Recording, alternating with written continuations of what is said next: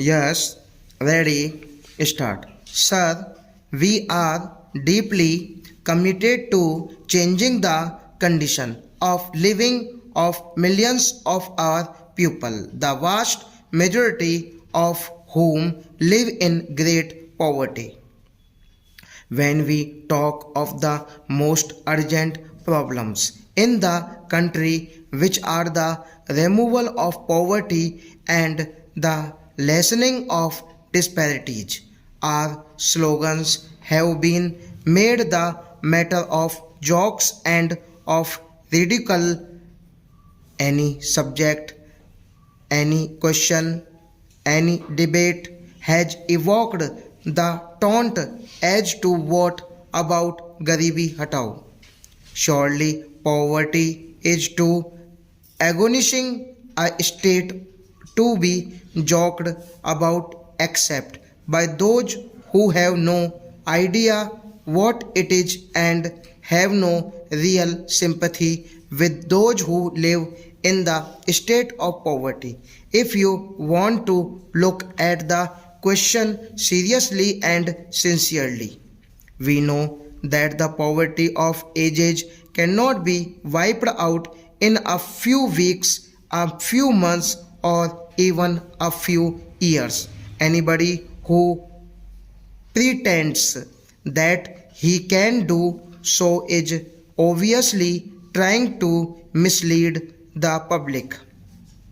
We have never said that we can achieve this by a miracle. We have never said that it can be done by magic.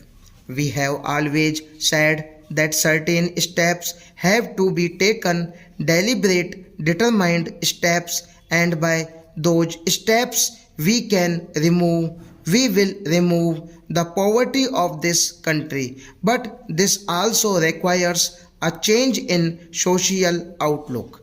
There is talk of compensation. Even today we have heard some of it. Everyone knows that this is a subject about which I feel very strongly, and I would like to put my views before the House as I have put them on previous occasions. When we talk of compensation, it is compensation for land, compensation for a palace or a big house. I should like to ask honorable members, what about compensation for injustice?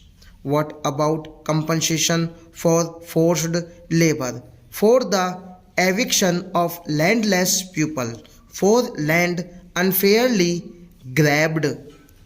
What happens then? A mile is closed, its machinery run down, its reserves eaten away, even provident funds diverted to private purposes. A small man's business is closed and a partner driven to the street and other such things of the capitalist system. I remember there is a small group of people in Bihar. They were among the first who came forward in the freedom struggle. Their lands were taken away by the Britishers, and up till now we have not given them that land. We believe that the necessary social, political, and economic progress which are involved in changing poverty must be carried out within a democratic framework. The vested interests have, as usual, raised a hue and cry, either through lack of understanding or deliberate mischief. As I said earlier, they have misinterpreted many of the words which we use. I talked earlier of commitment.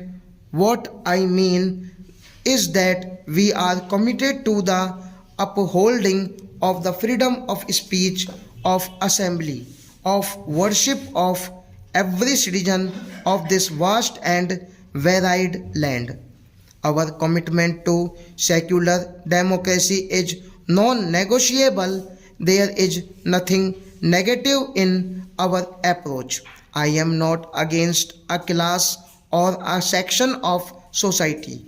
I am for the Indian people. I know that they cannot be strong while poverty is deep and widespread.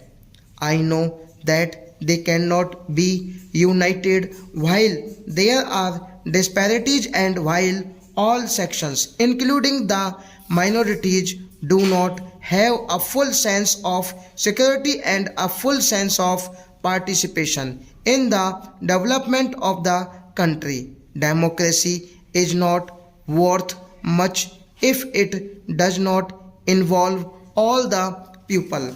I can assure this House and the country that our commitment to upholding in every possible way the fundamental rights of our citizens remains absolute.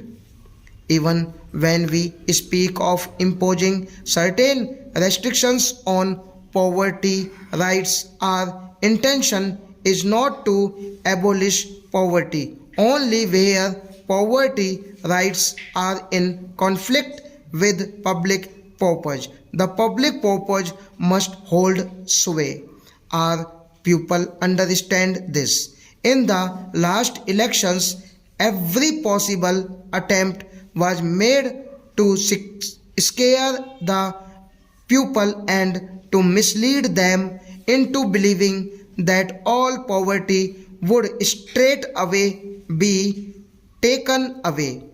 Those who indulge in such a propaganda miscalculated and underestimated the wisdom of our people, a wisdom based not on formal education but on personal experience. Some of us have joked and some have shown temper and some have sincerely pleaded their cause, but I would urge all honorable members to approach the issues involved in our amendment with calm and sober reflection. These amendments have significantly social and political import which we must try to understand in all seriousness. The measures which we have taken and are taking are milestone in the progress of millions of our people. They have come to be regarded by the people as marking a new stage in their struggle to build a social, more human and just society. As their elected representatives, it is our duty to reflect their urges, and I am sure this will bring us more near to the people.